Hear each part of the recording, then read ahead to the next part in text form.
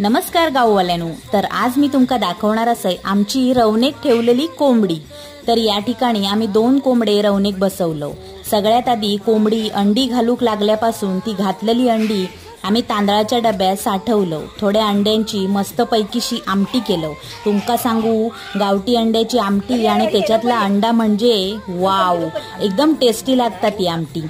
आणि रवणेक ठेवच्यासाठी थोडी म्हणजे 7, 9 किंवा 11 अशी अंडी ठेवतात, कारण इतक्या अंड्यांका कोंबड्याची चांगली ऊब मिळता। त्यानंतर कोंबडी अंडा घालूची बंद झाली काय ती खुडाल धरता, म्हणजे ती एका जागेवर जास्तीत जास्त वेळ बसा नसता। अशी जास्त वेळ बसाक लागली काय मग समजायचा की हिका आता रवणेक ठेव होई। आणि मग ती आम्ही एका प्लास्टिकच्या घमेल्यात वाळू घालून त्या वाळूत अंडी ठेवलं आणि वर कोंबडेक बसवलं। तर 21 ते 22 दिवसात ही गावठी कोंबडी अंडी उबवून त्या अंड्यासून कोंबड्याची